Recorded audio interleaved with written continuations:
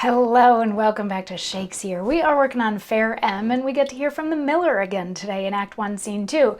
Now this is the Miller of Manchester, whose actual name is Sir Thomas Goddard, but he has been banished along with his daughter for safety reasons. They've gone to live in a mill in Manchester and sort of giving up their regal noble life in order to be safe and continue to live, as has apparently happened to a lot of people at this time.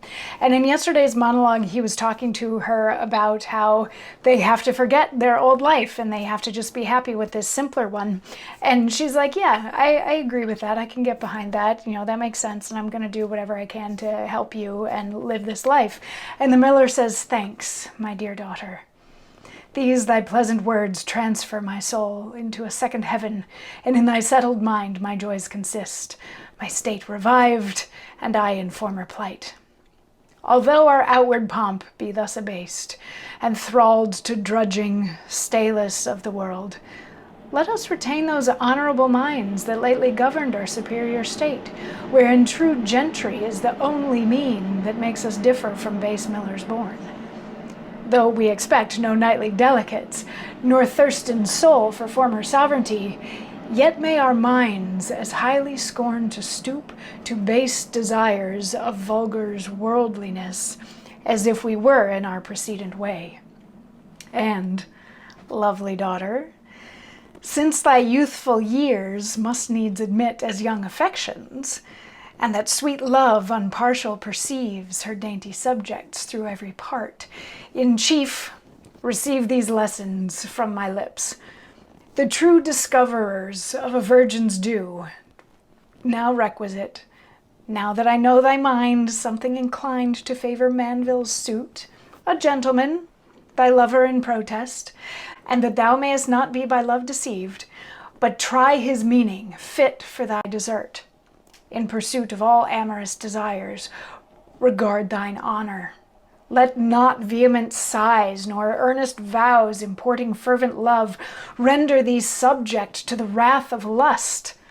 For that, transformed to form of sweet delight, will bring thy body and thy soul to shame.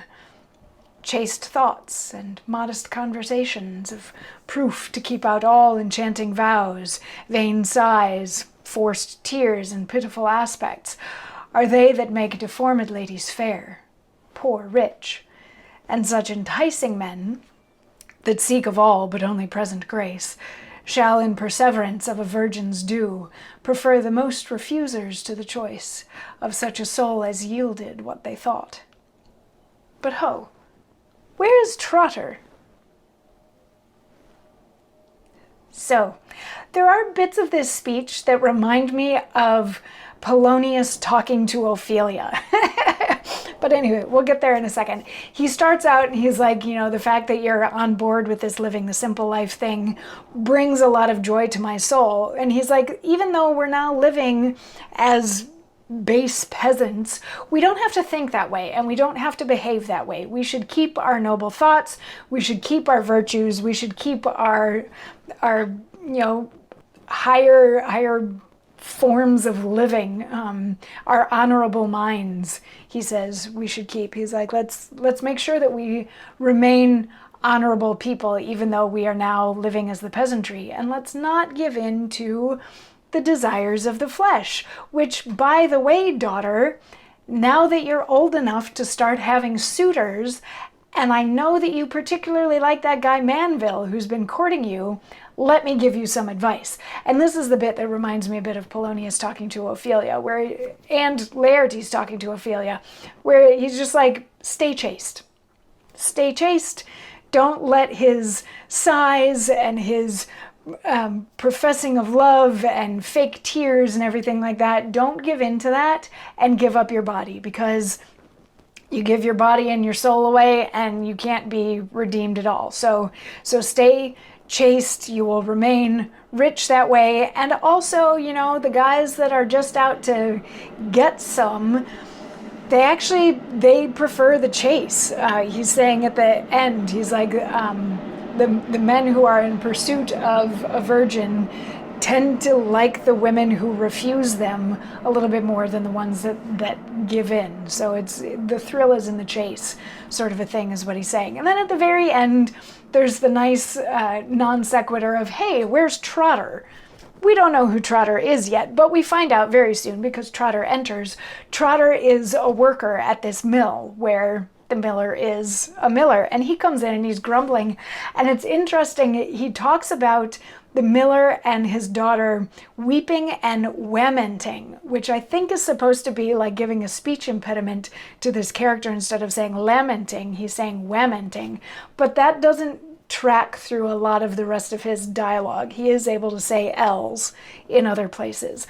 But he comes in and he's sort of complaining, and they're like, why are you complaining? And he's like, oh, those customers out there, they want the grain before I can even mill it, and they won't leave me alone, and blah, blah, blah. And the miller's like, don't worry, I'll take care of it. And he's like, well, you better take care of it, because if you don't take care of me, like, what is this mill without me? And M is like, make sure that you stay in your place. And he's like, oh, I'll put you in your place.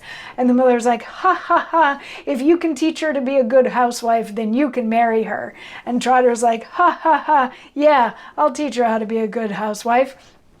And then we hear more of the customers outside yelling for their grain, and he's like, all right, I gotta go give them their grain. And that's the end of Act 1, Scene 2.